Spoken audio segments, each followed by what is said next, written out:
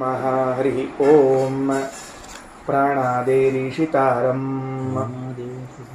ಪರಮಸುಖನಿಧಿಂ ಸರ್ವದೋಷವ್ಯಪೇತಂ ಸರ್ವಾಂತಸ್ಥಂ ಸುಪೂರ್ಣಂ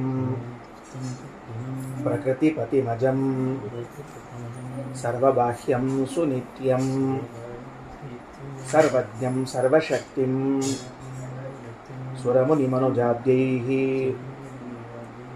ಸದಾ ಸೇವ್ಯಮಾನಂ ವಿಷ್ಣುಂ ವಂದೇ ಸದಾಹಂ ಸಕಲ ಜಗದನಾದ್ಯಂತ ಮಾನಂದದಂ ತಂ. ಶ್ರೀ ಗುರುಭ್ಯೋ ನಮಃ. ಬೆಳಗ್ಗೆ ಅಷ್ಟು ಮಂತ್ರಕ್ಕೆ ಆಚಾರ್ಯರು ವ್ಯಾಖ್ಯಾನವನ್ನು ಮಾಡಿದರು. ಏನಂತ ಎಲ್ಲಿ ತನಕ ಬಂತು? ಲುಕ್ ಪ್ರಕಾಶ ಇತಿ ಧಾತೋಹೋ ಅನ್ನೋವರೆಗೆ ಮುಕ್ತಾಯ ಆಗಿತ್ತು. ಅದು ಬೆಳಗ್ಗೆ ನಾ ಹೇಳಿದೆ ಅಂತ ಅಂದ್ಕೊಂಡೀನಿ. ಸ್ವಲ್ಪ ಯಾಕೋ ಮತ್ತೊಮ್ಮೆ ವಿಚಾರ ಮಾಡಿದಾಗ ವ್ಯತ್ಯಾಸ ಆಗಿದೇನೋ ಅಂತ ಅನ್ನಿಸ್ಲಿಕ್ಕತ್ತದಕ್ಕೆ ಮತ್ತೊಮ್ಮೆ ಹೇಳಬೇಕಾಗಿದೆ. ಪದನೀಯ ಅನ್ನುವ ಶಬ್ದಕ್ಕೆ ಪದನೀಯ ಅನ್ನೋ ಶಬ್ದಕ್ಕೆ ಮೊದಲು ನಾನು ಸಾಧನ ಅಂತ ಅರ್ಥ ಮಾಡಿದ್ದೆ. ಆದರೆ ಆಚಾರ್ಯರು ಆಶ್ರಯ ಅನ್ನೋ ಅರ್ಥವನ್ನು ಹೇಳಿದ್ದಾರೆ. ಪದ ಅಂತನ್ನೋ ಶಬ್ದಕ್ಕೆ ಸಾಧನ ಅಂತಂದಾರೆ. ಎರಡನೇ ಬಾರಿ ಹೇಳುವಾಗ ನಾನು ಹೇಳಿದೆ, ಎಲ್ಲ ಗುಣಗಳಿಗೆ ಆಶ್ರಯನಾಗಿದ್ದಾನೆ ಪರಮಾತ್ಮ. ಅದು ನಮಗೆ ಮತ್ತು ಪರಮಾನಂದ ಪರಮ ಸುಖ ಪ್ರಾಪ್ತಿಗೆ ಸಾಧನವಾಗಿದೆ ಅಂತ ಹೀಗೆ ಅನ್ಬೇಕು ಅಂತ. ವಿಷಯ ಸರಿಯದ. ಪದನೀಯ ಶಬ್ದಕ್ಕೆ ಸಾಧನ ಅನ್ನೋ ಅರ್ಥ ಅಲ್ಲ, ಪದನೀಯ ಅನ್ನೋ ಶಬ್ದಕ್ಕೆ ಆಶ್ರಯ ಅಂತ ಅರ್ಥ, ಪದ ಅಂತನ್ನೋ ಶಬ್ದಕ್ಕೆ ಸಾಧನ ಅಂತ ಅರ್ಥ. ಇಷ್ಟು ಬೆಳಗಿನ ಪಾಠದಲ್ಲಿ ಕರೆಕ್ಷನ್ ಮಾಡ್ಕೋಬೇಕು. ಸರಿ, ಮುಂದೆ ಈಗ ಆ 488ನೇ ಪುಟದಲ್ಲಿ ಕೆಳಗಡೆಗೆ ಆಸೀದೇಕೋ ಹರಿಃಪೂರ್ವಂ ಅಂತ ಒಂದು ಶ್ಲೋಕ ಪ್ರಾರಂಭ ಆಗ್ಲಿಕ್ಕತ್ತದೆ. ಅದಲ್ಲ ಎಲ್ಲಿಗಿದು? ಇದು ಪೂರ್ಣ 1ನೇ ಮಂತ್ರದ ಮುಕ್ತಾಯ ಆಗೋ ತನಕ ಹೋಗ್ತದೆ. ಏನು ಹೇಳಲಿಕ್ಕೆ ಹೊರಟಾರ ಇದರಲ್ಲಿ ಅಂತಂದರೆ, ರಘುತ್ತಮ ಸ್ವಾಮಿಗಳವರು ವ್ಯಾಖ್ಯಾನ ಮಾಡ್ತಾರೆ ಇದಕ್ಕೆ. ಏನಂತಾರೆ? ಈ ಮಂತ್ರಕ್ಕೆ ಈಗಾಗಲೇ ಶ್ರೀಮದಾಚಾರ್ಯರು ವ್ಯಾಖ್ಯಾನ ಮಾಡಿಬಿಟ್ಟಾರ, ಮತ್ತೆ ಯಾಕೆ ಇದನ್ನು ಹೇಳಲಿಕ್ಕೆ ಹೊರಟರು ಅಂತ ಪ್ರಶ್ನೆ. ಸ್ವಾಮಿಗಳ ವ್ಯಾಖ್ಯಾನ ಏನದ? ಸ್ವಕೃತಂ ವ್ಯಾಖ್ಯಾನಂ ದೃಢಯನ್ ಖಂಡದ್ವಯಂ ಪ್ರಮಾಣೇನ ವ್ಯಾಚಷ್ಟೇ ಆಸೀದಿತ್ಯಾದಿನ. ಈಗ ಆಸೀದೇಕೋ ಹರಿಃಪೂರ್ವಂ ದೇವಿ ನಾರಾಯಣಿ ತಥಾ ಅಂತೇನದ, ಇದು 2 ಖಂಡಗಳ ವ್ಯಾಖ್ಯಾನ ಮಾಡಲಿಕ್ಕೆ ಹೊರಟಿದ್ದಾರೆ ಶ್ರೀಮದಾಚಾರ್ಯರು ಅಂತ. ಅಲ್ಲ, ಈಗ ನೀವು ವಿಶ್ವಂಭರೋ ವಾಯು ಅಕೃತ್ಸ್ನೋ ಹಿ ಸಹ ಇತ್ಯಭಿಪ್ರಾಯ ಅಂತ ಮೇಲೆ ವ್ಯಾಖ್ಯಾನ ಮಾಡಿದ್ದೀರಿ. ವ್ಯಾಖ್ಯಾನ ಮಾಡಿದ ಮೇಲೆ ಪುನಃ ಯಾಕೆ ವ್ಯಾಖ್ಯಾನ ಮಾಡ್ಲಿಕ್ಕೆ ಹೊರಟೀರಿ ಅಂತಂದ್ರೆ, ನೋಡಿ, ಇದು ನಮ್ಗೆ ಕಲ್ಪನಾ ಬರೋದಿಲ್ಲ. ಅಂದ್ರೆ ಒಮ್ಮೆ ವ್ಯಾಖ್ಯಾನ ಆಗೇದ ಮತ್ತೆ ವ್ಯಾಖ್ಯಾನ ಮಾಡ್ಲಿಕ್ಕೆ ಹೊರಟಾರ ಅಂತ ಅನ್ಸಂಗಿಲ್ಲ. ನಾವೇನು ಮಾಡ್ತೀವಿ? ಉದ್ದಕ್ಕೆ ಆಚಾರ ವಾಕ್ಯಗಳು ಅಂತ ಓದ್ಕೋತ ಹೋಗ್ಬಿಡ್ತೀವಿ ಅಷ್ಟೇ. ನಾವು ಏನೋ ಅಭಿಪ್ರಾಯ ತಿಳ್ಕೊಳ್ಳಿಕ್ಕೆ ಹೊರಟಿದ್ದೀವಿ ಅಂತ. ಅದಕ್ಕೆ ರಘುತ್ತಮ ಸ್ವಾಮಿಗಳು ಅನ್ನೋದೇನು? ಸ್ವಕೃತ ವ್ಯಾಖ್ಯಾನಂ ಅಂದ್ರೆ ಮೇಲಿನ 8 ಸಾಲುಗಳಲ್ಲೇನೋ ವ್ಯಾಖ್ಯಾನ ಅದ, ಅದು ಶ್ರೀಮದಾಚಾರ್ಯರು ತಮ್ಮ ವಾಕ್ಯಗಳಲ್ಲಿ ಮಾಡಿದ್ದಾರೆ. ಸ್ವಕೃತ ವ್ಯಾಖ್ಯಾನ ಅದು. ಅದಕ್ಕೆ ತಮ್ಮ ವ್ಯಾಖ್ಯಾನ ಸರಿಯಾದದ್ದು ಅಂತ ಆಗಬೇಕಾಗಿದ್ದರೆ ಪ್ರಮಾಣದಿಂದ ದೃಢೀಕರಣ ಮಾಡ್ಲಿಕ್ಕೆ ಹೊರಟಾರ. ಇಲ್ಲಾಂದ್ರೆ ಏನಾಗ್ಬಿಡ್ತದೆ? ಒಂದೇ ವಿಷಯಕ್ಕೆ 2 ಸರ್ತಿ ವ್ಯಾಖ್ಯಾನ ಅಂತ ಆಗ್ತದೆ. ಒಂದು ವಿಷಯಕ್ಕೆ 2 ಸರ್ತಿ ವ್ಯಾಖ್ಯಾನ ಅನ್ನೋದು ಪುನರುಕ್ತಿ ಅಂತ ಕರ್ಸ್ಕೋತದೆ. ಅದಕ್ಕೆ ಅದು ಹಂಗೆ ಪುನರುಕ್ತಿ ಆಗಬಾರ್ದು ಅನ್ನೋದಕ್ಕೆ ರಘುತ್ತಮ ಸ್ವಾಮಿಗಳವ್ರು ಏನಂತಾರೆ, ಸರಿ, ಮೊದಲನೇ ಸರ್ತಿ ಏನು ವ್ಯಾಖ್ಯಾನ ಮಾಡ್ಯಾರ ಶ್ರೀಮದಾಚಾರ್ಯರು ಸ್ವವಾಕ್ಯದಲ್ಲಿ ವ್ಯಾಖ್ಯಾನ ಮಾಡಿದ್ದಾರೆ. ಅಂದ್ರೆ ಮೇಲಿನ 8 ವಾಕ್ಯಗಳು ಆಚಾರ್ಯರ ಸ್ವಂತ ವಾಕ್ಯ. ಈಗ ಮುಂದೇನು ಆಸೀದೇಕೋ ಹರಿಃಪೂರ್ವಂ ದೇವಿ ನಾರಾಯಣಿ ತಥಾ ಅಂತ ಹೊರಟದ, ಇದು ಪ್ರಮಾಣೋದಾಹರಣ ಪೂರ್ವಕವಾದ ವ್ಯಾಖ್ಯಾನ. ಯಾಕಂದ್ರೆ ಸ್ವವ್ಯಾಖ್ಯಾನ ದಾರ್ಢ್ಯಕ್ಕಾಗಿ ನಾವು ಮಾಡಿದ ವ್ಯಾಖ್ಯಾನವೇ ಸರಿಯಾದ ವ್ಯಾಖ್ಯಾನ. ಯಾಕೆ? ಈ ಬೃಹದಾರಣ್ಯಕ ಉಪನಿಷತ್ತಿಗೆ ಶ್ರೀಮದಾಚಾರ್ಯ ಒಬ್ಬರೇ ವ್ಯಾಖ್ಯಾನ ಮಾಡಿಲ್ಲ, ಪರರೂ ಮಾಡಿದ್ದಾರೆ. ಹಾಗಾದರೆ ಕೇಳೋಂಗೇನು ಅನಿಸ್ಬೇಕು? ಅವರೂ ವ್ಯಾಖ್ಯಾನ ಮಾಡ್ಯಾರ, ನೀವು ವ್ಯಾಖ್ಯಾನ ಮಾಡಿರಿ, ನಿಮ್ಮ ವ್ಯಾಖ್ಯಾನ ಸರಿಯೋ ಅವ್ರ ವ್ಯಾಖ್ಯಾನ ಸರಿಯೋ ಅಂದರೆ ಅವರೆಲ್ಲರೂ ತಮ್ಮ ತಮ್ಮ ವಾಕ್ಯಗಳಲ್ಲಿ ವ್ಯಾಖ್ಯಾನ ಮಾಡಿ ಮುಗಿಸಿ ಮುಂದೆ ಹೋಗ್ಯಾರ. ಶ್ರೀಮದಾಚಾರ್ಯರು ತಮ್ಮ ವಾಕ್ಯಗಳಲ್ಲಿ ವ್ಯಾಖ್ಯಾನ ಮಾಡಿಯೂ ಅದಕ್ಕೆ ಸಮಂಜಸವಾದ ಪ್ರಮಾಣೋದಾಹರಣವನ್ನು ಮಾಡಿದ್ದರಿಂದ ಆಚಾರ್ಯರ ವ್ಯಾಖ್ಯಾನವು ಅತ್ಯಂತ ಸಮಂಜಸ ಅಂತ ದೃಢವಾಗುತ್ತದೆ. ಅದಕ್ಕೋಸ್ಕರ ಇದನ್ನೇನು ಮಾಡಿದರು? ಪ್ರಮಾಣಗಳನ್ನು ಉದಾಹರಣೆ ಮಾಡಲಿಕ್ಕೆ ಹೊರಟಾರ. ಆದ್ದರಿಂದ ಪುನರುಕ್ತಿ ಅಂತ ತಿಳಿಬಾರ್ದು. ಉದ್ದಕ್ಕೆ ಆ ವಾಕ್ಯಗಳನ್ನು ಓದೋದು, ಅರ್ಥ ಹೇಳ್ಕೋತ ಹೋಗೋದು. ಆಸೀತ್ ಏಕಃ ಹರಿಹಿ ಪೂರ್ವಂ ದೇವಿ ನಾರಾಯಣಿ ತಥಾ. ಪೂರ್ವಂ ಅಂದರೆ ಪ್ರಳಯ ಕಾಲದಲ್ಲಿ ಹರಿಹಿ ಏಕಃ ಹರಿಹಿ ಆಸೀತ್. ಏಕಃ ಅನ್ನೋ ಶಬ್ದಕ್ಕೆ ಪ್ರಧಾನ ಸ್ವತಂತ್ರನಾಗಿ ಪರಮಾತ್ಮ ಒಬ್ಬನೇ ಇದ್ದ, ಉಳಿದವರು ಇದ್ದಿದ್ದಿಲ್ಲ ಅನ್ನೋ ನಮಗೆ ತಾತ್ಪರ್ಯ ಅಲ್ಲ. ಪರಮಾತ್ಮನು ಸ್ವತಂತ್ರನಾಗಿ ಇದ್ದ ಎಂಬೋ ವಿಷಯದಲ್ಲಷ್ಟೇ ತಾತ್ಪರ್ಯ ಅದ. ಸರಿ ಆಯ್ತಾ? ಇಲ್ಲಾಂದರೆ ಏಕಃ ಅನ್ನೋ ಶಬ್ದಕ್ಕೆ ಸ್ವಾರಸ್ಯ ಗೊತ್ತಾಗಂಗಿಲ್ಲ. ಜೊತೆಗೆ ಲಕ್ಷ್ಮೀದೇವಿ ಇದ್ದಾಳ, ಜೀವರಾಶಿಗಳಿದ್ದಾನ, ವೇದಗಳವ, ಕರ್ಮಗಳವ, ಎಲ್ಲ ಅವ. ಮತ್ತು ಅವೆಲ್ಲ ಏನು ಮಾಡಬೇಕು? ಅದಕ್ಕೆ ಏಕಃ ಹರಿಹಿ ಪೂರ್ವಂ ಆಸೀತ್, ಸ್ವತಂತ್ರನಾಗಿ ಪರಮಾತ್ಮ ಇದ್ದ. ಜೊತೆಗೆ ದೇವಿ ನಾರಾಯಣಿ ತಥಾ, ಅದೇ ರೀತಿಯಾಗಿ ನಾರಾಯಣ ಹೆಂಗೆ ಪ್ರಳಯ ಕಾಲದಲ್ಲಿ ಇದ್ದನೋ ತಥಾ ಅದೇ ರೀತಿಯಾಗಿ ದೇವಿ ನಾರಾಯಣಿ, ಯಾರು? ಮಹಾಲಕ್ಷ್ಮಿಯೂ ಇದ್ದಳು. ಯಾಕೆ ನಾರಾಯಣಿ ಅಂತ ಹೆಸರು ಬಂತು? ನಾರಾಯಣಸ್ಯ ಯಂ ಸ್ತ್ರೀ, ನಾರಾಯಣನಿಗೆ ಸಂಬಂಧಪಟ್ಟವಳು ಇವಳು ಅನ್ನುವ ಅರ್ಥದಲ್ಲಿ ನಾರಾಯಣಿ ಅನ್ನುವ ಶಬ್ದವನ್ನು ಪ್ರಯೋಗ ಮಾಡಬೇಕು. ಈಗ ಅಪ್ಪನ ಹೆಸರಿನಿಂದ ಮಗಳಿಗೆ ಬಂದಿರ್ತದೆ. ಅಲ್ಲಿ ಜನಕಸ್ಯ ಅಪತ್ಯಂ ಸ್ತ್ರೀ ಜಾನಕಿ, ಗೊತ್ತಾಯ್ತಾ? ಜನಕನ ಮಗಳಾದದ್ದರಿಂದ ಜಾನಕಿ. ಇಲ್ಲಿ ಅಪತ್ಯಂ ಅನ್ನೋ ಶಬ್ದ ಇಟ್ಟುಕೊಂಡು ತಂದೆಯ ಹೆಸರಿಂದ ಮಗಳಿಗೆ ಬಂದಿದ್ರೆ, ಗಂಡನ ಹೆಸರಿನಿಂದ ಹೆಂಡತಿಗೆ ಬಂದಿದ್ರೆ ನಾರಾಯಣಸ್ಯ ಇಯಂ ಸ್ತ್ರೀ ನಾರಾಯಣಿ, ಹಿಂಗೆ ಹೇಳಬೇಕು ಆ ಶಬ್ದಗಳನ್ನು. ಆದ್ದರಿಂದ ಮಹಾಲಕ್ಷ್ಮಿಗೂ ನಾರಾಯಣಿ ಅಂತ ಕರೀತಾರೆ. ಅಂದರೆ ಮಹಾಲಕ್ಷ್ಮಿಗೂ ಅಂದ್ರೆ ಮತ್ತೆ ಯಾರಿಗೆ ಕರೀತಾರೆ ಅಂತ ಕೇಳಬೇಡ್ರಿ. ಭಗವಂತನ ಸ್ತ್ರೀ ರೂಪಕ್ಕೂ ನಾರಾಯಣಿ ಅಂತ ಹೆಸರದ. ಎಲ್ಲಿ? ಮೋಹಿನಿಯಾಗಿ ಬಂದಿದ್ಲಲ್ಲ, ಅಮೃತವನ್ನು ಕುಡಿಸ್ತೀನಿ ಅಂಥೇಳಿ ಬರೋಬ್ಬರಿ ಕುಡಿಸಿದ್ಲಲ್ಲ ಎಲ್ಲರಿಗೂ, ಆವಾಗ ಆ ಸ್ತ್ರೀ ರೂಪಕ್ಕೂ ನಾರಾಯಣಿ ಅಂತ ಹೆಸರದಕ್ಕೆ. ಯಾಕೆ? ನಾರಾಯಣನ ಸ್ತ್ರೀ ರೂಪ ಅದು. ಆ ಭಗವಂತನಿಗೂ ನಾರಾಯಣಿ ಅಂತದ ಸ್ತ್ರೀ ರೂಪದಲ್ಲಿ ಹೆಸರು. ಆದರೆ ಭಗವಂತನ ಪತ್ನಿಯಾದ ಲಕ್ಷ್ಮೀದೇವಿಗೂ ನಾರಾಯಣಿ ಅಂತ ಕರೀತಾರೆ. ಆಸೀದೇಕೋ ಹರಿಪೂರ್ವಂ ದೇವಿ ನಾರಾಯಣಿ ತಥಾ. ಇನ್ನು ಇವೆರಡು ಇತ್ತು ನೋಡ್ರಿ. ಮುಂದಿನ ಸ್ವಾರಸ್ಯ, ಅನ್ಯತ್ ಅವ್ಯಕ್ತತಾಂ ಯಾತಂ ತದ್ಧಿ ವ್ಯಕ್ತಮಕರೋದ್ಧರಿಹಿ. ಇವರಿಬ್ಬರನ್ನ ಬಿಟ್ಟು ಉಳಿದದ್ದೆಲ್ಲವೂ ಕೂಡ ಅವ್ಯಕ್ತವಾಗಿದ್ದವು, ಭಗವಂತ ಅವುಗಳನ್ನೇ ವ್ಯಕ್ತ ಮಾಡಿದ. ಅಂದರೆ ಈ ಉಪನಿಷತ್ತಿನ ಪ್ರಾರಂಭದಲ್ಲಿ ರಘುತ್ತಮ ಸ್ವಾಮಿಗಳ ವ್ಯಾಖ್ಯಾನದಂತೆ ಹೇಳ್ತಾ ಹೊರಟಿದ್ದೇನೆ. ತದ್ದೇತತ್ ತರ್ಹಿ ಅವ್ಯಾಕೃತಮಾಸೀತ್ ಅಂತ ಬಂದು ನೋಡ್ರಿ. ಆ ಅವ್ಯಾಕೃತಂ ಅನ್ನೋ ಶಬ್ದಕ್ಕೆ ಅರ್ಥ ಏನು ಮಾಡಿದ್ರಿ? ಈಗ ವಿಕಾರರಹಿತರಾಗಿ ಇತ್ತು ಅಂತ. ಯಾರವರು ವಿಕಾರರಹಿತರಾಗಿದ್ದವರು? ಉಪನಿಷತ್ ಅರ್ಥ ಹೇಳುವಾಗ ನಾರಾಯಣ ಒಬ್ಬನೇ ಹೇಳಿದ್ವಿ, ಭಾಷ್ಯ ಹೇಳುವಾಗ ಲಕ್ಷ್ಮಿ ಸಹಿತವಾಗಿ ಹೇಳ್ತೀವಿ. ಅವ್ಯಾಕೃತ ಅಂತನ್ನುವ ಶಬ್ದದಿಂದ ವಿಕಾರರಹಿತರಾಗಿ ಇದ್ದವರು ಇಬ್ಬರು. ಯಾರು ವಿಕಾರರಹಿತರಾಗಿ ಇದ್ದವರು ಅಂದರೆ ಮಹಾಲಕ್ಷ್ಮಿ, ನಾರಾಯಣ.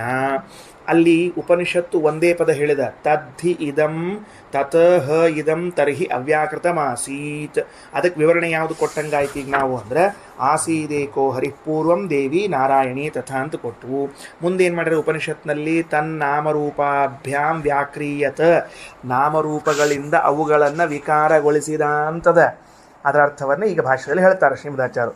ಅನ್ಯತ್ ಅವ್ಯಕ್ತತಾಂ ಯಾತಂ, ಇಲ್ಲಿ ತನಕ ಅವುಗಳೇನಾಗಿದ್ವು? ಅವ್ಯಕ್ತವಾಗಿದ್ದವು. ಅವ್ಯಕ್ತವಾಗಿದ್ದವು ಅಂದರೆ ನೋಡ್ರಿ, ಅವ್ಯಾಕೃತಮಿತ್ಯಸ್ಯ ಅವ್ಯಕ್ತತಾಂ ಯಾತಂ ತನ್ನಾಮರೂಪಾಭ್ಯಾಮಿತ್ಯೇತತ್ ತದ್ ಅವ್ಯಾಕೃತಂ ನಾಮರೂಪಾಭ್ಯಾಂ ಸ್ವಯಮೇವ ವ್ಯಾಕ್ರಿಯತ. ನಾಮರೂಪಗಳಿಂದ ಭಗವಂತ ಅವುಗಳನ್ನು ವಿಕಾರಗೊಳಿಸಿದ. ಅಂದರೆ ವಿಕಾರಗೊಳಿಸಿದ ಅಂದರೆ ಏನು? ವ್ಯಕ್ತಗೊಳಿಸಿದ. ಹೆಂಗೆ ಯಾಕೆ ಅರ್ಥ ಮಾಡಬೇಕು? ಅವಿಕಾರವಾಗಿದ್ದವರು ಲಕ್ಷ್ಮೀನಾರಾಯಣರು, ಆ ನಾರಾಯಣ ಉಳಿದೆಲ್ಲ ಪದಾರ್ಥಗಳನ್ನು ನಾಮರೂಪಗಳಿಂದ ವಿಕಾರಗೊಳಿಸಿದ ಅಂತ ಮೂಲದಲ್ಲಿ ಓದಿದಾಗಿದ್ದರೆ, ಭಾಷ್ಯದಲ್ಲಿ ಓದುವಾಗ ಅನ್ಯತ್ ಅವ್ಯಕ್ತತಾಂ ಯಾತಂ ತದ್ಧಿ ವ್ಯಕ್ತಮಕರೋದ್ಧರಿಹಿ ಅಂತದ. ವ್ಯಕ್ತ ಮಾಡಿದ ಅಂತ ಭಾಷ್ಯದಲ್ಲಿ, ಉಪನಿಷತ್ನಲ್ಲಿ ವಿಕಾರಗೊಳಿಸಿದ ಅಂತ. ಯಾವ್ದು ಸರಿ? ಇದೋ ಅದೋ ಅಂದರೆ ಯಾವ ವಸ್ತುಗಳಿಗೂ ಪ್ರಳಯ ಕಾಲದಲ್ಲಿ ಆಕಾರ ಹೆಸರು ಇದ್ದಿದ್ದಿಲ್ಲ. ಆಕಾರ ಹೆಸರು ಇದ್ದಿದ್ದಿಲ್ಲ. ಆಕಾರವನ್ನು ಕೊಟ್ಟು ಹೆಸರನ್ನು ಕೊಟ್ಟ. ಇದು ಒಂದು ತೆರನಾದ ವಿಕಾರ. ಅವುಗಳು ಆಗ ವ್ಯಕ್ತವಾದವು. ಏನಾದವು? ಲೋಕದ ಜನರ ಕಣ್ಣಿಗೆ ಕಾಣಲಿಕ್ಕೆ ಪ್ರಾರಂಭ ಆದವು. ಏನಂತ? ಈ ಹೆಸರಿನ ಪದಾರ್ಥ, ಈ ಹೆಸರಿನ ಪದಾರ್ಥ ಅಂತ ತಿಳಿದುಕೊಂಡು. ತತ್ಪೂರ್ವದಲ್ಲಿ ಹೆಂಗಿದ್ವವು? ಅವ್ಯಕ್ತವಾಗಿ ಇದ್ದವು, ಅವಿಕಾರವಾಗಿ ಇದ್ದವು. ಎರಡೂ ಅಭಿಪ್ರಾಯ ಒಂದೇ ಅದ. ಪ್ರಳಯ ಕಾಲದಲ್ಲಿ ಎಲ್ಲ ವಸ್ತುಗಳೂ ಕೂಡ ಯಾರ ಕಣ್ಣಿಗೂ ಗೋಚರವಾಗದೇ ಇದ್ದಂತೆ, ಕಣ್ಣಿಗೆ ಅಂದರೆ ಕಣ್ಣಿಗೆ ಅಂತ ಅರ್ಥ ಅಲ್ಲ, ಜ್ಞಾನಕ್ಕೆ ವಿಷಯವಾಗದೇ ಇದ್ದಂತೆ ಇದ್ದ ವಸ್ತುಗಳು ಪ್ರಳಯ ಕಾಲ ಮುಗಿದ ಮೇಲೆ ಪರಮಾತ್ಮ ಅವುಗಳಿಗೆ ನಾಮರೂಪಗಳನ್ನು ಕೊಟ್ಟು ವ್ಯಕ್ತ ಮಾಡಿದ ಅಂದರೂ ವಿಕಾರ ಮಾಡಿದ ಅಂದರೂ ಅಭಿಪ್ರಾಯ ಒಂದೇ ಅದ. ಅದಕ್ಕೆ ಭಾಷ್ಯದಲ್ಲಿ ವ್ಯಕ್ತ ಅಂತಾರೆ, ಉಪನಿಷತ್ನಲ್ಲಿ ವಿಕಾರ ಅಂತಾರೆ.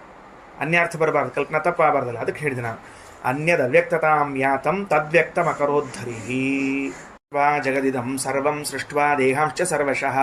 ಸ್ವಲ್ಪ ವೇಗವಾಗಿ ಹೋಗ್ತೀನಿ, ಬಡ ಮುಂದೆ ಓದ್ಕೋತ ಹೋಗೋಣಂತ. ಇದಂ ಜಗತ್ ಸರ್ವಂ ಇದಂ ಜಗತ್ ಸೃಷ್ಟ್ವಾ, ಈ ಎಲ್ಲ ಸಂಪೂರ್ಣವಾದ ಜಗತ್ತನ್ನು ಸೃಷ್ಟಿ ಮಾಡಿದ. ಇದು ಅಚೇತನವಾದ ಪದಾರ್ಥ. ಸೃಷ್ಟ್ವಾ ದೇಹಾಂಶ್ಚ ಸರ್ವಶಃ, ಎಲ್ಲ ಜೀವರಿಗೆ ಬೇಕಾಗುವಂತಹ ದೇಹಗಳನ್ನು ಸೃಷ್ಟಿ ಮಾಡಿದ್ದಾನೆ. ಸರಿನಾ? ಜಗತ್ತನ್ನೋ ಶಬ್ದದಿಂದಲೇ ಎಲ್ಲವೂ ಬರ್ತದೆ. ಅದರ ಅಭಿಪ್ರಾಯ ಏನದ ಅಂದರೆ, ಜೀವವಾಸ ಮಾಡುವ ದೇಹವನ್ನು ಹೊರತುಪಡಿಸಿ ಉಳಿದುದನ್ನೆಲ್ಲವನ್ನು ಸೃಷ್ಟಿ ಮಾಡಿದ. ಈಗ ಜೀವವಾಸ ಮಾಡುವ ದೇಹವನ್ನು ಸೃಷ್ಟಿ ಮಾಡಿದ ಅಂತ. ಆಕೇಶಾದಾನಖಾಗ್ರೇಭ್ಯ ಪ್ರವಿಷ್ಟ ಪುರುಷೋತ್ತಮ, ಪರಮಾತ್ಮ ಅದರಲ್ಲಿ ಪ್ರವೇಶ ಮಾಡಿದ. ಹೆಂಗೆ ಪ್ರವೇಶ ಮಾಡ್ಯಾನ ಅಂತನೋ ಕಾಲಕ್ಕೆ ಹೇಳೋ ಕಾಲಕ್ಕೆ ಅಲ್ಲೇನದ ನೋಡ್ರಿ, ಉಪನಿಷತ್ನೊಳಗೆ ಸ ಏಷ ಇಹ ಪ್ರವಿಷ್ಟ ಆನಖಾಗ್ರೇಭ್ಯ ಅಂತ ಇಷ್ಟ ಅದ, ಉಗುರಿನ ತುದಿಯವರೆಗೆ ಅಂತದ. ಬೆಳಗಿನ ಪಾಠ ಹೇಳೋ ಕಾಲಕ್ಕೆ ಗಟ್ಟಿಯಾಗಿ ಕೂದಲಿನ ತುದಿವರೆಗೂ ಅಂತ ಹೇಳಿನಿ. ಎಲ್ಲದಲ್ಲಿ ಉಪನಿಷತ್ನೊಳಗಿಲ್ಲೇ ಇಲ್ಲ ಕೂದಲಿನ ತುದಿ ಅಂಥೇಳಿ. ನಖಾಗ್ರೇಭ್ಯ ಅಂತ ಇಷ್ಟ ಅದ.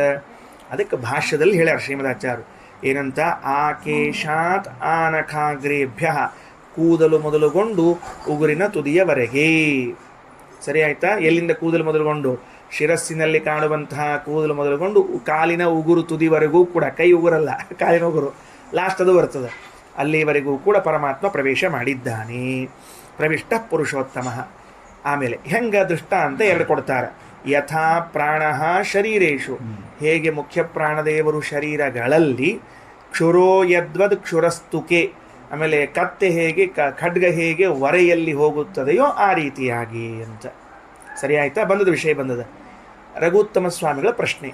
ಏನು ಪ್ರಶ್ನೆ? ಸ್ವಾಮಿ, ಶ್ರೀಮದಾಚಾರ್ಯರು ಉಪನಿಷತ್ತಿಗೆ ವ್ಯಾಖ್ಯಾನ ಮಾಡ್ಲಿಕ್ಕೆ ಹೊರಟ್ಯಾರ ಅಂತ ಹೇಳ್ಕೊಂಡು ಹೊರಟು ನೀವು, ಉಪನಿಷತ್ತಿನಲ್ಲಿ ಖಡ್ಗದ ದೃಷ್ಟಾಂತ ಮೊದಲದ, ಮುಖ್ಯ ಪ್ರಾಣದೇವರ ದೃಷ್ಟಾಂತ ಅನಂತರದಲ್ಲದ.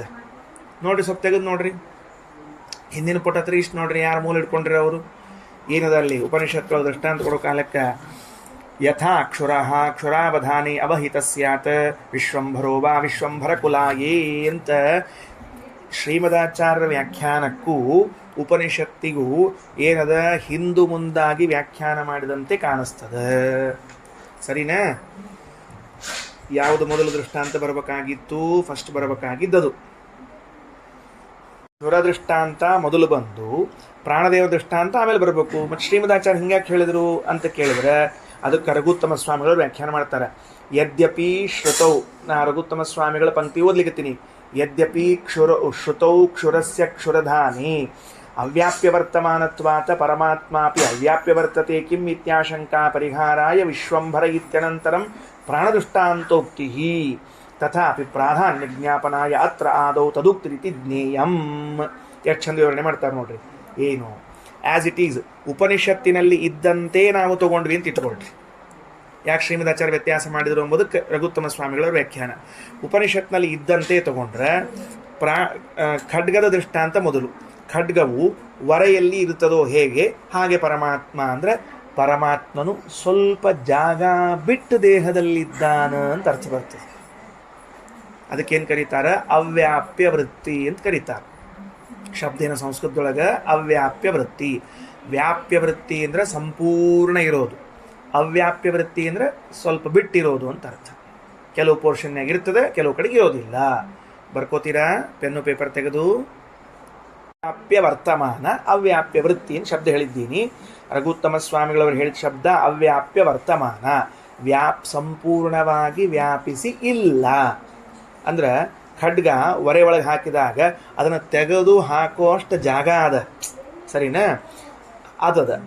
ಆ ದೃಷ್ಟಾಂತ ಕೊಟ್ಟಾಗ ಹಂಗಾರೆ ದೇವರು ಪೂರ್ಣ ವ್ಯಾಪಿಸಿಕೊಂಡಿಲ್ಲ ಕಾಣಿಸ್ತದೆ ದೇಹದೊಳಗೆ ಅಂತ ಅನಿಸ್ಬಹುದು ಸ್ವಲ್ಪ ನಮ್ಮಂತಹ ಮಂದ ಬುದ್ಧಿಗಳಿಗೆ. ಅಲ್ರಿ ಆಚಾರ್ಯ, ನೀವು ಖಡ್ಗ ದೃಷ್ಟಾಂತ ಕೊಟ್ಟಿರಿ, ಖಡ್ಗ ಚೀಲ್ದಾಗ ಹೋಗಿ ತೆಗಿತದ ಅಂತಂದ್ರೆ ಹಂಗಾರೆ ಇನ್ನೊಂದು ಸ್ವಲ್ಪ ಜಾಗ ಅದ, ಹಂಗೆ ಪರಮಾತ್ಮ ಪೂರ್ಣ ವ್ಯಾಪಿಸಿಲ್ಲೇನೋ ಅಂತ ಹಿಂಗೆ ಅನಿಸಬಹುದು ಅಂತ ಉಪನಿಷತ್ತು ಏನು ಮಾಡಿತ್ತು? ಎರಡನೇ ದೃಷ್ಟಾಂತ ಕೊಡ್ತು. ಏನಂತ? ಪ್ರಾಣದೇವರು ಶರೀರದಲ್ಲಿ ಹೆಂಗೆ ವ್ಯಾಪಿಸಿಕೊಂಡಿರ್ತಾರೋ ಹಂಗ ಅಂತ ದೃಷ್ಟಾಂತ ಕೊಡ್ತು. ಸರಿ, ಮೊದಲನೇ ದೃಷ್ಟಾಂತ ಉಪನಿಷತ್ತು ಕೊಟ್ಟಾಗ ಏನು ಆಗಿರ್ತದೆ ಅಂದ್ರೆ, ಮೊದಲನೇ ದೃಷ್ಟಾಂತ ಕೊಟ್ಟಾಗ ಅವ್ಯಾಪ್ಯ ಅಂತ ಅನಿಸ್ತದೆ. ಅದಕ್ಕೆ ಎರಡನೇ ದೃಷ್ಟಾಂತ ಕೊಟ್ಟು ವ್ಯಾಪ್ಯನಲ್ಲ ಪರಮಾತ್ಮ ಪೂರ್ಣನೇ ಇದ್ದಾನ ಅಂತ. ಮತ್ತು ಭಾಷ್ಯದಾಗ ಹಿಂದೆ ಮುಂದಾಗಿ ಯಾಕೆ ಮಾಡಿದ್ರೆ ಹಂಗಾರ ಅಂದರೆ ಉಪನಿಷತ್ತಿಗೆ ಪ್ರಧಾನವಾಗಿ ಹೇಳಬೇಕಾಗಿದ್ದು ಪ್ರಾಣದೇವ ದೃಷ್ಟಾಂತನೇ ಪ್ರಧಾನವಾಗಿ ಹೇಳಬೇಕಾಗಿತ್ತು. ಉಪನಿಷತ್ತಿಗೆ ಪ್ರಾಣದೇವ ದೃಷ್ಟಾಂತನೇ ಪ್ರಧಾನ. ಅದಕ್ಕೆ ಬರೀತಾರೆ ತಥಾಪಿ ಪ್ರಾಧಾನ್ಯ ಜ್ಞಾಪನಾಯ ಅತ್ರ ಆದೌ ತದುಕ್ತಿ. ಎರಡು ದೃಷ್ಟಾಂತಗಳಲ್ಲಿ ಪ್ರಧಾನ ದೃಷ್ಟಾಂತ ಯಾವುದು? ಎರಡು ಕೊಟ್ಟಿರಿ ನೀವೀಗ, ಎರಡು ಕೊಟ್ಟಿರಿ. ಪ್ರಧಾನ ಯಾವುದು ಅಂತ ಕೇಳಿದ್ರೆ ಮುಖ್ಯ ಪ್ರಾಣದೇವ ದೃಷ್ಟಾಂತವೇ ಪ್ರಧಾನ, ನಮಗೆ ಕ್ಷುರದ ದೃಷ್ಟಾಂತ ಅಪ್ರಧಾನ. ಸರಿ, ಈಗೇನಾಯ್ತು? ಎರಡು ದೃಷ್ಟಾಂತ ಕೊಟ್ಟಿದ್ದಾರೆ. ಹಾಗಿದ್ರೆ ಉಪನಿಷತ್ತಿನಲ್ಲಿಯೂ ಶ್ರೀಮದಾಚಾರ್ಯ ಭಾಷ್ಯದಲ್ಲಿಯೂ ದೃಷ್ಟಾಂತವನ್ನ 1 2 ಸಂಖ್ಯೆಯನ್ನು 2 1 ಸಂಖ್ಯೆ ಮಾಡಿಕೊಂಡ್ರು.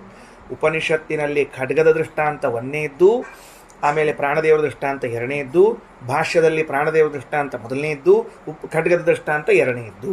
ಹಿಂಗೆ ಮಾಡಿಕೊಂಡ್ರು. ವಾಕ್ಯ ಓದ್ರಿ. ಯಥಾ ಪ್ರಾಣ ಶರೀರೇಶು ಕ್ಷುರೋ ಯದ್ವತ್ ಕ್ಷುರಸ್ತುಕೇ. ಪ್ರಾಣದೇವರು ಶರೀರದಲ್ಲಿ ಹೇಗೋ ಹಾಗೆ ಭಗವಂತ ಶರೀರ ತುಂಬ ವ್ಯಾಪಿಸಿದ್ದಾನೆ.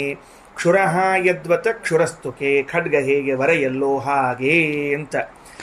ಇಲ್ಲಿ ಎರಡು ಪ್ರಶ್ನೆ ಏನು ಅಂದ್ರೆ, ಒಂದು ವೇಳೆ ನಿಮಗೆ ಪ್ರಾಣದೇವರ ದೃಷ್ಟಾಂತವೇ ಸಮಂಜಸವಾಗಿದ್ದಿದ್ರೆ ಎರಡನೇ ದೃಷ್ಟಾಂತ ಕೊಡಲೇಬಾರ್ದಾಗಿತ್ತು. ಒಂದು ವೇಳೆ ನಿಮಗೆ ಅಂಥ ಪರಿ ಇತ್ತು ಅಂದರೆ ಪ್ರಾಣದೇವ ದೃಷ್ಟಾಂತವೇ ವ್ಯಾಪ್ಯ ದೃಷ್ಟಾಂತ, ಅದೇ ಸಂಪೂರ್ಣ ವ್ಯಾಪಿಸಿದ್ದು ಅನ್ನುವುದಾದರೆ ಎರಡನೇ ದೃಷ್ಟಾಂತ ನೀವು ಕೊಡಲೇಬಾರ್ದಾಗಿತ್ತು. ಒಂದು. ಎರಡನೇದ್ದು ಕೊಡೋದಾದರೆ ಈ ಖಡ್ಗ ದೃಷ್ಟಾಂತ ಯಾಕೆ ಅತಿ ನೀಚ ದೃಷ್ಟಾಂತ ಕೊಟ್ಟಿದ್ದೀರಿ, ಬೇರೆ ಕೊಡ್ಲಿಕ್ಕೆ ಬರ್ತಿದ್ದಿಲ್ಲೇನು ಅಂತ ಮತ್ತೊಂದು ಪ್ರಶ್ನೆ. ಮೊದಲನೇದ್ದು, ನಮಗೆ ಕೊಡಬೇಕಾಗಿದ್ದು ಮುಖ್ಯ ಪ್ರಾಣದೇವ ದೃಷ್ಟಾಂತವೇ ಪ್ರಧಾನವಾಗಿ ಕೊಡಬೇಕಾಗಿದೆ. ಕ್ಷುರ ದೃಷ್ಟಾಂತವನ್ನು ಯಾಕೆ ಕೊಟ್ಟಿದ್ದೀವಿ ಅಂತಂದ್ರೆ, ಮಂದಾಧಿಕಾರಿಗಳಿಗೆ ಪ್ರಾಣದೇವರ ವಿಷಯವನ್ನು ಹೇಳಿದಾಗ ಒಂದೇ ಸರ್ತಿಗೆ ಬುದ್ಧಾರೋಹ ಆಗೋದಿಲ್ಲ, ಬುದ್ಧಿಗೆ ಇರೋದಿಲ್ಲ. ಅದು ಹೆಂಗೆ ಇರಬೇಕು? ಮುಖ್ಯ ಪ್ರಾಣದೇವರು ಶರೀರದ ತುಂಬ ವ್ಯಾಪಿಸಿಕೊಂಡಿದ್ದಾರೆ. ನಮಗೆ ಈ ಮೂಗಿನ ಹೊರಳೆಯಲ್ಲಿ ಮಾತ್ರ ಅಂತ ತೆಗೆದಾಗ ಶ್ವಾಸೋಚ್ಛ್ವಾಸವನ್ನು ಮಾಡಿದಾಗ ಇಲ್ಲೆಷ್ಟು ಇದ್ದಾರೆ ಅಂತ ಕಲ್ಪನಾ ಅದ. ಭಾಳ ಅಂದರೆ ಹೃದಯದ ಬಡಿತದಲ್ಲಿ ಗೊತ್ತಾಗ್ತದೆ. ಈ ಕೈ ಈ ಕಾಲು ಇಲ್ಲ ಎಲ್ಲ ಕಡೆಗಿದ್ದಾರ ಅಂತ ಅನ್ನೋದು ನಮಗೆ ಕಲ್ಪನಾ ಬರೋದಿಲ್ಲ. ಹಾಗಾದರೆ ಮಂದಾಧಿಕಾರಿಗಳಿಗೆ ಆ ಪ್ರವೇಶಗೊಂಡ ವಸ್ತು ಎಲ್ಲ ಕಡೆಗೆ ಇದೆ ಅಂತ ತಿಳಿಸುವುದಕ್ಕಾಗಿ ಖಡ್ಗದ ವರೆಯ ದೃಷ್ಟಾಂತವನ್ನು ಕೊಟ್ಟರು. ಏನಾಯ್ತು? ಅದು ಪೂರ್ಣ ಅಲ್ಲಿ ತನಕ ಹೋಗಿದ್ದರಿಂದ ಕಲ್ಪನಾ ಬಂತು. ಸ್ವಲ್ಪ ಉತ್ತಮಾಧಿಕಾರಿಗಳು ಅಂದರೆ ಆ ವ್ಯಕ್ತಿಗಿಂತಲೂ ಉತ್ತಮರಾದವರಿಗೆ ಮುಖ್ಯ ಪ್ರಾಣದೇವರು ಶರೀರದ ತುಂಬ ವ್ಯಾಪಿಸಿಕೊಂಡಿರ್ತಾರ ಅನ್ನೋದು ತಲೆಯಲ್ಲಿ ಇದ್ದುದರಿಂದ ಅದನ್ನು ದೃಷ್ಟಾಂತ ಕೊಟ್ಟರು. ಯಾಕಂದರೆ ಹಿಂಗೆ ಅಲ್ಲಿ ಪೃಥಗಧಿಕರಣದಲ್ಲಿ ಮಾಡ್ಯಾರ. ಬ್ರಹ್ಮಸೂತ್ರದಲ್ಲಿ ಹೇಳುವಾಗ 3 ದೃಷ್ಟಾಂತ ಕೊಟ್ಟಾರೆ ವೇದವ್ಯಾಸ ದೇವರು. 3 ಯಾಕೆ ಕೊಡಬೇಕಾಯಿತು ಅಂತ ಕೇಳಿದ್ರೆ ಮಂದಾಧಿಕಾರಿಗಳಿಗೆ ಉತ್ತಮಾಧಿಕಾರಿಗಳಿಗೆ ಅಂತ ಬೇರೆ ಬೇರೆ ವ್ಯವಸ್ಥೆ ಇಟ್ಕೊಂಡಾರ. ಸರಿ, ಅಂತೂ ಒಂದು ಮಂದಾಧಿಕಾರಿಗಳಿಗೆ ತಿಳಿಲಿ ಅನ್ನೋದಕ್ಕಾಗಿ ಖಡ್ಗದ ದೃಷ್ಟಾಂತ, ಉತ್ತಮಾಧಿಕಾರಿಗಳಿಗೆ ತಿಳಿಲಿ ಅನ್ನೋದಕ್ಕಾಗಿ ಪ್ರಾಣದೇವ ದೃಷ್ಟಾಂತ. ಕೊಡೋದೇ ಇದ್ರೆ ಖಡ್ಗ ದೃಷ್ಟಾಂತ ಯಾಕೆ ಕೊಟ್ಟರು? ಅತಿ ನೀಚವಾದದ್ದು. ಅದಕ್ಕೆ ಇದು ಅಶ್ವಮೇಧ ಯಾಗವಾದದ್ದರಿಂದ, ಕ್ಷತ್ರಿಯನಿಗೆ ಉಪದೇಶ ನಡೀತಾ ಇದ್ದದ್ದರಿಂದ, ಅಶ್ವಮೇಧ ಯಾಗದಲ್ಲಿ ಅಶ್ವಮೇಧ ಯಾಗದ ಕುದುರೆಯನ್ನು ಕತ್ತರಿಸಲು ಬೇಕಾಗಿದ್ದು ಖಡ್ಗವಾದದ್ದರಿಂದ ಅದನ್ನೇ ದೃಷ್ಟಾಂತವಾಗಿ ಉಪನಿಷತ್ತು ಹೇಳ್ತಾ ಇದೆ. ಇಲ್ಲದೆ ಇದ್ರೆ ಇದನ್ಯಾಕೆ ತಗೋಬೇಕಾಗಿತ್ತು ಈ ಸಂದರ್ಭದಲ್ಲಿ ಅಂತ ಪ್ರಶ್ನೆ ಬರ್ತದೆ. ಯದ್ಯಪಿ ಮತ್ತು ಪ್ರಾಣದೇವರದೇ ಮುಖ್ಯ ಅಂತ ಅದನ್ನೇ ಹೇಳಬೇಕಾಗಿತ್ತು ಅಂದರೆ ಇಲ್ಲ. ಈಗ ನಾನು ಗ್ರಹದಲ್ಲಿ ಪ್ರವೇಶ ಮಾಡಿದ್ದೇನೆ ಅಂತ ಹೇಳಿದರೆ ಗ್ರಹದಲ್ಲಿ ಎಲ್ಲೋ ಒಂದು ಭಾಗದಲ್ಲಿ ಇರ್ತೇನೆ, ಸಂಪೂರ್ಣವಾಗಿರ್ಲಿಕ್ಕೆ ಸಾಧ್ಯ ಇಲ್ಲ. ಒಳಗೆ ಹೋದರೆ, ಒಳಗೆ ಪ್ರವೇಶ ಮಾಡಿದರೆ ಎಲ್ಲ ಕಡೆಗೆ ಇರ್ತಾನ ಅಂತ ಅನ್ನೋದಕ್ಕೆ ತಲೆಗೆ ಬರೋದಿಲ್ಲ ಲಘುನೆ. ಅದಕ್ಕೆ ಖಡ್ಗದ ವರೆಯಲ್ಲಿ ಖಡ್ಗವು ಸೇರಿದರೆ ಎಲ್ಲ ಕಡೆಗೆ ಸೇರಿರ್ತದೆ ಅಂತ ಈ ನನಗೇನು ತಿಳಿತು ಅಂದರೆ, ಒಳಗೆ ಪ್ರವೇಶ ಮಾಡಿದಾಗ ನಮ್ಮ ಹಂಗೆ ಮನೆಯ ಒಂದು ಮೂಲೆಯಲ್ಲಿ ಕೊಡೋದಿಲ್ಲ, ಖಡ್ಗವು ಹೆಂಗೆ ಎಲ್ಲ ಕಡೆಗೆ ಇರ್ತದೋ ಹಂಗೆ ಅಂತ ಇಷ್ಟು ತಿಳಿತು ನಮಗೆ. ತಿಳಿದ ಕೂಡಲೇ ನೆಕ್ಸ್ಟ್ ದೃಷ್ಟಾಂತ ಏನು ತೊಗೊಂಡ್ರು? ಇಷ್ಟೇ ತಿಳ್ಕೊಬ್ಯಾಡ್ರಿ, ಎಲ್ಲರ ಒಂದು ಸಣ್ಣ ಪುಟ್ಟ ಜಾಗ ಬಿಟ್ಟು ಹೋಗ್ಯದಂಥೇಳಿ ಪ್ರಾಣದೇವರಿದ್ದಂತೆ ಎಲ್ಲ ಕಡೆಗೆ ಸೇರ್ಕೊಂಡಾನ ಅಂತ ಮುಂದಿನ ದೃಷ್ಟಾಂತಕ್ಕೆ ಹೋತು. ಹಂಗಾರೆ ಈ ದೃಷ್ಟಾಂತ ವೇದಕ್ಕೆ ಸಂಬಂಧ ಒಪ್ಪಿಕೊಂಡದನೋ ಇದದನೋ ಅಂದರೆ ಪ್ರಧಾನವಾಗಿ ಇದನ್ನೇ ಹೇಳಬೇಕಾಗ್ಯದ, ಅಪ್ರಧಾನವಾಗಿ ಇದನ್ನು ಹೇಳದ. ಯಾಕಂದರೆ ಯಾವ ವ್ಯಕ್ತಿಗೆ ಒಳಗೆ ಪ್ರವೇಶ ಮಾಡಿದಾಗ ಪೂರ್ಣ ಪ್ರವೇಶ ಆಗ್ತದೆ ಅಂತ ಗೊತ್ತೇ ಇಲ್ಲ ಅವನಿಗೆ ಇದನ್ನು ಹೇಳೋಣಂತೆ, ಯಾರಿಗೆ ಗೊತ್ತದ ಅವಂಗೆ ಅದನ್ನು ಹೇಳೋಣಂತ ಅಂತ ಅನ್ನೋ ಅಭಿಪ್ರಾಯದಲ್ಲಿ ಹೀಗೆ ಹೇಳಿದ್ದಾರೆ. ಅದಕ್ಕೆ ಶ್ರೀಮದಾಚಾರ್ಯರು ಹಿಂದೆ ಮುಂದಾಗಿ ವ್ಯಾಖ್ಯಾನ ಮಾಡ್ಯಾರ ಅಂತ ರಘುತ್ತಮ ಸ್ವಾಮಿಗಳವ್ರ ವ್ಯಾಖ್ಯಾನ. ತಂ ವಿಷ್ಣುಂ ನ ಪಶ್ಯಂತಿ ಪೃಥಕ್ ಜನಾ ಪ್ರವಿಷ್ಟಮಪಿ ತಂ ವಿಷ್ಣುಂ ಅಪಿ ಶಬ್ದ ಬಿಟ್ಟು ಹೋಯ್ತಾಗಲೇ ಓದೋ ಕಾಲಕ್ಕೆ ಪ್ರವಿಷ್ಟಮಪಿ ತಂ ವಿಷ್ಣುಂ. ಇಷ್ಟು ದೇಹದಲ್ಲಿ ವ್ಯಾಪಿಸಿಕೊಂಡು ಪರಮಾತ್ಮ ಪ್ರವೇಶ ಮಾಡಿದರೂ ಕೂಡ ಆ ಪರಮಾತ್ಮನನ್ನು ನ ಪಶ್ಯಂತಿ ನೋಡುವುದಿಲ್ಲ, ಅಂದ್ರೆ ಅವ ಇದ್ದಾನ ಅಂತ ತಿಳಿಲಿಕ್ಕೆ ಕೂಡ ಹೋಗೋದಿಲ್ಲ. ಯಾರವರು ಅಂದ್ರೆ ಪೃಥಕ್ ಜನಾ. ಪೃಥಕ್ ಜನರು ಅಂದ್ರೆ ಏನು? ಬ್ಯಾರೆ ಜನರು. ಈ ಬ್ಯಾರೆ ಜನ ಅಂದ್ರೆ ಯಾರು ಹೇಳ್ಬೇಕು ನೋಡ್ರಿ, ಏನು ಕಲ್ಪನಾ ಬರೋದಿಲ್ಲ ನಮಗೆ. ಪೃಥಕ್ ಜನ ಅಂದ್ರೆ ಬ್ಯಾರೆ ಜನ. ಬ್ಯಾರೆ ಜನ ಯಾರಪ್ಪ ಅಂತ ಕೇಳಿದ್ರೆ ರಘುತ್ತಮ ಸ್ವಾಮಿಗಳು ವ್ಯಾಖ್ಯಾನ ಮಾಡ್ತಾರೆ, ಮೂರ್ಖರು ಅಂತ ಬರೆದಿದ್ದಾರೆ. ಏನು ಬರೆದಾರ? ಪೃಥಕ್ ಜನ ಅನ್ನೋ ಶಬ್ದಕ್ಕೆ ಮೂರ್ಖರು ಅಂತ ಬರೆದಿದ್ದಾರೆ. ಬರ್ಕೊಂಡಿಟ್ಕೊಳ್ರಿ, ಪೃಥಕ್ ಜನ ಅನ್ನೋ ಶಬ್ದಕ್ಕೆ ಮೂರ್ಖಾಹ, ಮೂರ್ಖರವರು. ಯಾರಪ್ಪ ಮೂರ್ಖರು ಅಂತ ಕೇಳಿದ್ರೆ, ಯಾವ ವ್ಯಕ್ತಿಗಳು ಭಗವಂತ ನಮ್ಮ ದೇಹದ ತುಂಬ ಪ್ರವೇಶ ಮಾಡಿ ಇದ್ದರೂ ಅವನನ್ನು ತಿಳಿಯದೇ ಹೋಗ್ತಾನೋ ಅವನಂಥ ಮೂರ್ಖ ಇನ್ಯಾರಿರ್ಬೇಕು ಹೇಳೋಣಂತ ಜನ. ನೋಡ್ರಿ ಎಷ್ಟು ಸ್ವಾರಸ್ಯ ಹೇಳ್ತಾರೆ ರಘುತ್ತಮ ಸ್ವಾಮಿಗಳವರು. ಮೂರ್ಖರವರು ದೇವರು ದೇಹದ ತುಂಬ ಪ್ರವೇಶ ಮಾಡಿಕೊಂಡಿದ್ದಾಗ ಅವನು ತಿಳಿಯದೇ ಹೋಗ್ತಾರ ಏನು ಅನ್ಬೇಕು ಹೇಳ್ರಿ. ಇನ್ನು ಪ್ರವಿಷ್ಟ ಇತಿ ಜಾನಶ್ಚ, ಹಂಗಾರ ಓಹೋ ಪ್ರವೇಶ ಮಾಡಿದವರನ್ನ ತಿಳ್ಕೊಳ್ಳದೆ ಹೋದ್ರೆ ಅವ ಮೂರ್ಖ ಅಂತ. ಆದರೆ ಪ್ರವೇಶ ಮಾಡಿದ್ದಾನೇ ಅಂತ ತಿಳಿದುಕೊಂಡೋ ಭಾಷಣ ಏನು ಅಂತಂದ್ರೆ ತಡಿ ತಡಿ ತಡಿ ತಡಿ ಪ್ರವಿಷ್ಟ ಇತಿ ಜಾನಶ್ಚ ನೈವ ಜಾನಾತಿ ಸರ್ವಶಃ. ಪ್ರವೇಶ ಮಾಡಿದ್ದಾನೆ ಎಂದು ತಿಳಿದವನೂ ಕೂಡ ಭಗವಂತನನ್ನು ಪೂರ್ಣವಾಗಿ ತಿಳಿದಿಲ್ಲ. ಅಯ್ಯೋ ಎಷ್ಟು ಕಷ್ಟಪ ಇಲ್ಲರ. ಈ ಕಡೆ ಹೋಗೋಣ ಅಂದ್ರೆ ಹುಲಿ, ಆ ಕಡೆ ಹೋಗೋಣ ಅಂದ್ರೆ ತೆಗ್ಗು ಅಂಥೇಳಿ, ಹಾಳಭಾವಿ ಅಂಥೇಳಿ ಎಕಡೆ ಹೋಗ್ಬೇಕಪ್ಪ. ತಿಳ್ಕೊಳ್ಳದೆ ಹೋದ್ರೆ ಮೂರ್ಖರು, ತಿಳ್ಕೊಂಡೀವಿ ಅಂದರೆ ಪೂರ್ಣ ತಿಳ್ಕೊಂಡಿಲ್ಲ ಅಂತ ಬೆಳೆಸ್ಕೊಳ್ಳೋಣ. ಪ್ರವಿಷ್ಟ ಇತಿ ಜಾನಂಶ್ಚ ನೈವ ಜಾನಾತಿ ಸರ್ವಶಃ. ಯಾಕೆ? ಯಸ್ಮಾತ್ ತದ್ಗುಣಭಾಗೋ ಯಂ ಪ್ರವೇಶ ಪ್ರಾಣನಾದಿ ಚ. ಯಾಕೆಂದರೆ ಭಗವಂತನು ಶರೀರದಲ್ಲಿ ಪ್ರವೇಶ ಮಾಡಿದ್ದಾನೆ ಎನ್ನುವ ಅಂಶ ಅವನ ಗುಣಗಳಲ್ಲಿನ ಒಂದು ಭಾಗ ಮಾತ್ರ, ಅವನ ಅನಂತ ಗುಣಗಳಲ್ಲಿನ ಒಂದು ಭಾಗ. ಪೂರ್ಣ ಏನಲ್ಲ, ಪೂರ್ಣ ತಿಳ್ಕೊಂಡಂತ ಅಲ್ವೇ ಅಲ್ಲ. ನೀವು ತಿಳ್ಕೊಳ್ಳೋದು ಅಂದರೆ ತಿಳ್ಕೊಂಬಿಟ್ಟು ಹುಡು ಭಾರಿ ತಿಳ್ಕೊಂಬಿಟ್ಟೆ ನಾನು ಅಂತ ತಿಳ್ಕೊಂಡಂದ್ರೆ ಅಲ್ಲ, ಭಾಳ ತಿಳ್ಕೊಂಡಂಗೆ ಅಲ್ಲದು, ಒಂದು ಭಾಗ ತಿಳ್ಕೊಂಡಂಗೆ ಅಂತ ಅಷ್ಟೇ ಕೆಲಸ. ಸರಿ ಆಯ್ತಾ? ಯಾಕ?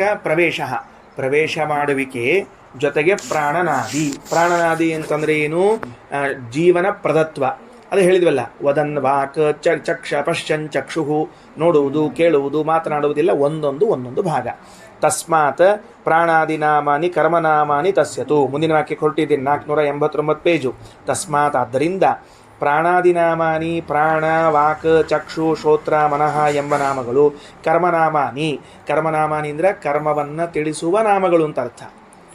ವದನ್ ವಾಕ್ ಮಾತನಾಡುತ್ತಾನಾದ್ರಿಂದ ಮಾತು, ಮನ್ವಾನಃ ಮನಃ ತಿಳಿಯುತ್ತಾನಾದ್ದರಿಂದ ಮನಃ, ಎಲ್ಲ ಕರ್ಮಗಳನ್ನು ತಿಳಿಸುವಂಥ ಶಬ್ದಗಳು. ತಸ್ಯತು ತಸ್ಮಾತ್ ಪ್ರಾಣಾದಿನಾಮ್ನಾಯ ಉಪಾಸ್ತೆ ಹರಿಮವ್ಯಯಂ. ಪ್ರಾಣಾದಿನಾಮಗಳಿಂದ ಭಗವಂತನ ಉಪಾಸನೆಯನ್ನು ಮಾಡಿದರೆ ಅಕೃತ್ಸ್ನೋಪಾಸಕ ಸಸ್ಯಾತ್, ಅಸಂಪೂರ್ಣ ಉಪಾಸನೆ ಮಾಡಿದವನು ಅವನಾಗುತ್ತಾನೆ. ಯಾರಾಗ್ತಾನವ? ಅವ ಅಸಂಪೂರ್ಣ ಉಪಾಸನ ಮಾಡಿದವ ಆಗ್ತಾನೆ. ಪರಮಾತ್ಮ ಸಂಪೂರ್ಣ ಅಲ್ಲ. ಅಕೃತ್ಸ್ನೋ ಹಿ ಏಷಃ ಅಂತದ.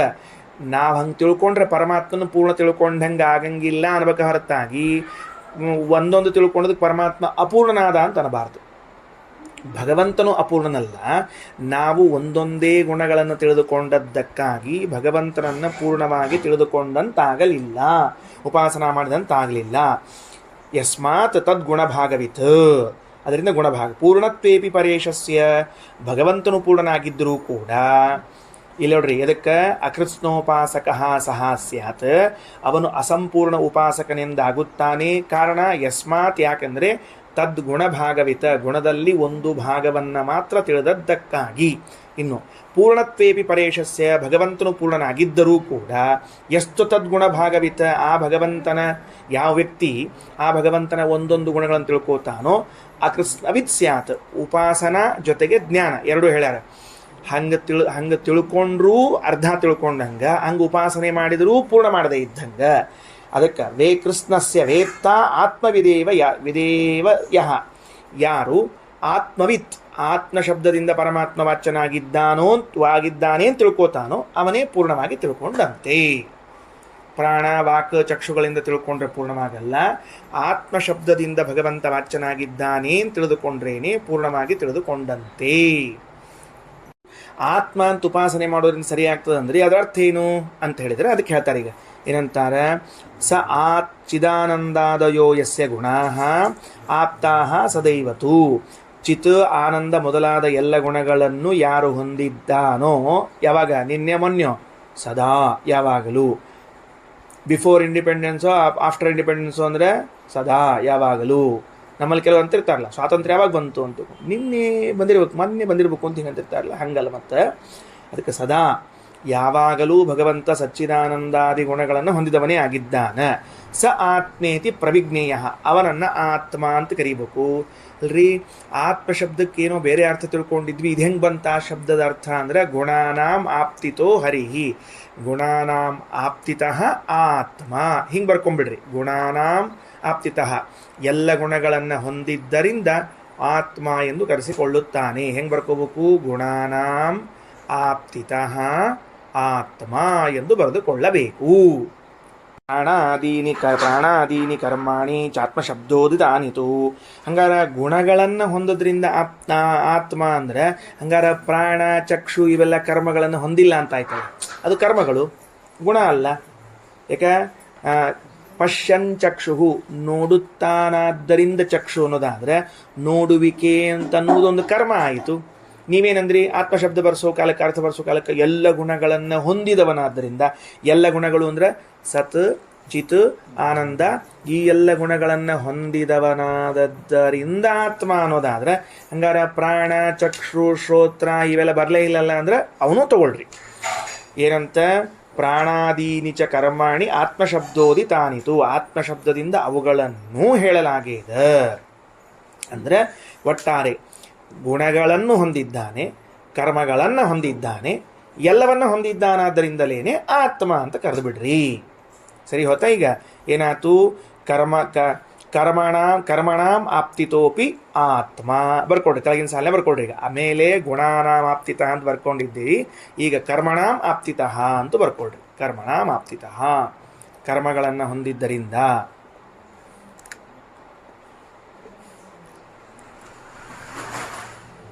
ತದೇತತ್ ಆತ್ಮರೂಪಂ, ಈ ಹಿಂದೆ ಹೇಳಲಾದ ಭಗವಂತನ ಆತ್ಮರೂಪವು ಅಂದರೆ ಆತ್ಮ ಎಂಬ ನಾಮವಾಚ್ಯವು ಹಿ ಗುಣಾನಾಂ ಆಶ್ರಯತ್ವತಃ, ಗುಣಗಳಿಗೆ ಆಶ್ರಯವಾದದ್ದರಿಂದಲೇನೆ ಪದನೀಯ ಮಿತಿ ಪ್ರೋಕ್ತಂ. ನೋಡ್ರಿ, ಪದನೀಯ ಅಂತ ಕರೆಸಿಕೊಂಡದ. ನಾ ಪ್ರಾರಂಭದಲ್ಲಿ ಹೇಳಿದೆ, ಪದನೀಯ ಶಬ್ದಕ್ಕೆ ಆಶ್ರಯ ಅಂತ ತಿಳಿದುಕೊಂಡು. ಯತಃ ತಜ್ಞೋಪಿ ಸರ್ವವಿತ, ಈ ಆತ್ಮ ಶಬ್ದದಿಂದ ಕರೆಸಿಕೊಳ್ಳುವ ಪರಮಾತ್ಮನು ಸರ್ವಗುಣಗಳಿಗೆ ಆಶ್ರಯನಾಗಿದ್ದಾನೆ. ಅಂದರೆ ಸರ್ವಗುಣಗಳಿಗೆ, ಸರ್ವಕರ್ಮಗಳಿಗೆ ಆಶ್ರಯನಾದದ್ದರಿಂದ ಭಗವಂತನನ್ನು ಆತ್ಮ ಎಂದು ಕರೆಯಬೇಕು ಎಂದು ಯಾರು ತಿಳಿಯುತ್ತಾನೋ, ಎಷ್ಟು ಜ್ಞಃ ಅದನ್ನು ತಿಳಿತಾನೋ, ಅಪಿ ಅವನು ಸರ್ವವಿತ್, ಅವನನ್ನೇ ನಾವು ಸರ್ವವನ್ನ ಬಲ್ಲವನು ಅಂತ ಹೇಳ್ತೇವೆ. ಏನಂತ ಹೇಳ್ತೀವಿ? ನೀನು ಆತ್ಮಶಬ್ದದಿಂದ ಭಗವಂತನ ಉಪಾಸನೆ ಮಾಡಿದೀನಪ್ಪ, ಹೌದು, ಎಲ್ಲ ಬಂತು.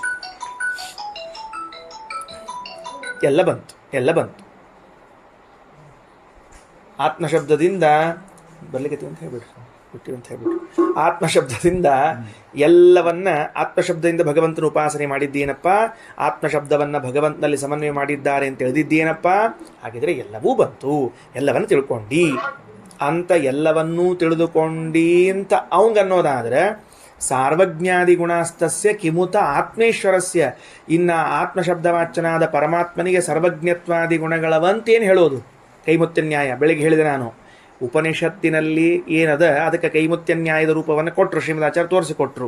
ಏವಂ ಸರ್ವಗುಣೈರ್ಯುಕ್ತಂ ಸರ್ವಜೀವೇಶ್ವರಂ ಹರಿಂ, ಈ ರೀತಿಯಾಗಿ ಎಲ್ಲ ಗುಣಗಳಿಂದ ಕೂಡಿರುವ ಸರ್ವಜೀವರಿಗೂ ಒಡೆಯನಾದ ಪರಮಾತ್ಮನನ್ನು ಯೋ ವೇದ, ಯಾರು ತಿಳಿದುಕೊಂಡನೋ, ತತ್ ಸಾಧ್ಯಂ ತು ಯಥಾ ತೈಸ್ತು ಸಾಧನೈ ಪ್ರಾಪ್ನುಯಾದೇವ, ತತ್ತತ್ ಸಾಧ್ಯಂ, ಆಯಾ ಸಾಧನಗಳಿಂದ ಹೊಂದಲ್ಪಡುವುದು ಹೇಗೋ ಲೋಕದಲ್ಲಿ.